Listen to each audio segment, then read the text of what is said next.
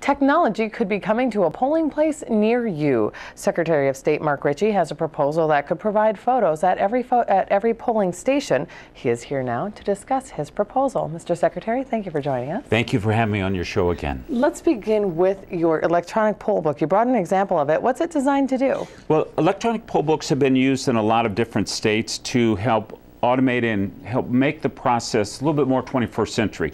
For example, with electronic poll book, you can eliminate some of the post-election data entry. Long term, you can actually save money.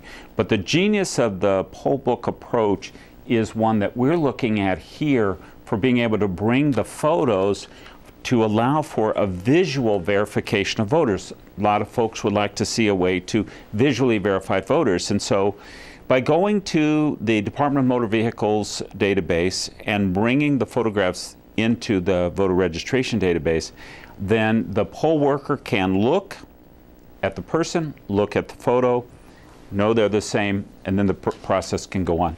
And what's great about this overall approach is that there's also a way for those tiny townships who really don't have that many people, they're not necessarily needing this kind of a solution. It can also just be done on paper where the photos are brought right onto the through the electronic format onto the paper. But this approach also makes it possible to then put these in a very cost-effective way into the towns and the communities throughout the state, so we have a uniform system of visual verification right in the polling place. What about folks who show up to a polling place and are not in that system at this point? Well, for example, there are people who will come into a polling place and maybe they've lost their wallet or the wallet's been stolen, and so they're in that zone where they haven't gotten their replacement. DMV hasn't sent it to them yet. Well, they're in the system, of course, because they're already there. Maybe they're elderly. We have many voters who are, quite senior in their age, who have given up voting, given up driving, given up their identification, but they've been continuing to voting. Well, it turns out Department of Motor Vehicle goes back 12 years. There are a small number of people who don't have an ID, but who have a student ID with a photograph that can be scanned in. And for some of the senior citizens in particular who are maybe in nursing homes or can't get out, you also can just use a very inexpensive digital camera to take their picture. They're registered, they've been voting probably since Roosevelt. You can take their picture. For most folks, it's possible to just find their picture because DMV has it, but for that small number of people who wouldn't be in the system or wouldn't have a student ID or for some other reason, then we can just take their picture. It's fair to say that this is an alternative to the voter ID constitutional amendment that is moving through the legislature right now. Do you think it could replace that? Do you think you can get enough support to replace what's moving through right now? Well, there's sort of two different things, but let me just address it very directly. The two proposed constitutional amendments are actually very comprehensive things. They would eliminate election day registration in one case in terms of the House version. They would create a new parallel election system called a provisional election system, which has some real downsides. For example, you would not know the outcome of elections for however long was the period of time. The early bill said 10 days, and so Minnesotans probably get pretty antsy to not know who won elections. But those proposals also have the very negative aspect of really fooling around with the state's constitution, and lots of people don't believe in really fooling around with the Constitution. So the support that's come for this idea on a very bipartisan basis, and there have been some hearings already, public hearings and that sort of thing, they include supporters who just don't want fooling with the Constitution, but they also include people who say, this is a better system.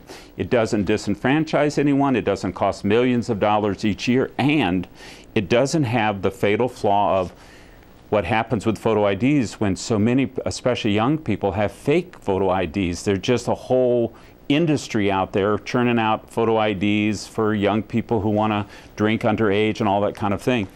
The Department of Motor Vehicles system is the gold standard, and by bringing the gold standard into the polling place, then you can both take care of those real vulnerabilities, but also do it in a cost-effective way and not disenfranchise any voters and not fool with the Constitution. I'd like to move a little bit past the polling books and talk a little more broadly about the integrity of the election system and something that was brought to my attention that's on YouTube. I don't know if you're aware of it yet. It's put together by Project Veritas, and it investigated the issue of whether or not, or how easy it is to register somebody else to vote. And in this example, they went and tried to register one Tim Tebow and one Thomas Brady to vote, giving excuses such as depression, why they couldn't be there to register themselves.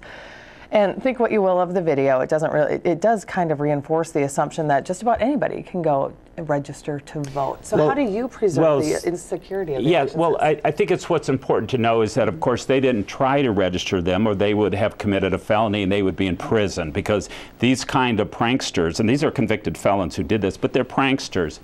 But when somebody sends in a voter registration, so this happens every day, a young person turns 18, there are 8 different databases that are used to double check, and then there's a non-forwardable postcard. So for example, when somebody sends in a voter registration form, let's say it said Mickey Mouse or Tim Tebow, the first thing we would look at is the driver's license number. Does it match a Minnesota driver's license number? And if not, that's not a valid registration. And the person who signed that registration has committed a felony, we will go after them and put them in prison.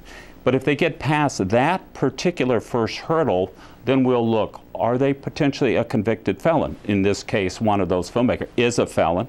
That person is not allowed, and they have signed an oath that would have said, I'm not a felon. Of course, they committed another felony. We'll double check to see if the courts have in any way restricted that person's right to vote. We'll look at the question of their citizenship through looking at the records at the Department of Public Safety. We'll see if they are using a name of somebody who potentially has died by the Department of Public Health and the U.S. National Social Security Death Registry. We'll also look through all the other records that we have.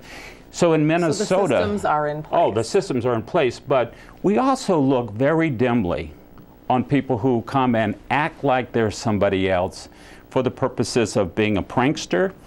And if they had attempted to register, which is of course what they're saying, of course they would have committed a felony. They would be being prosecuted right this minute.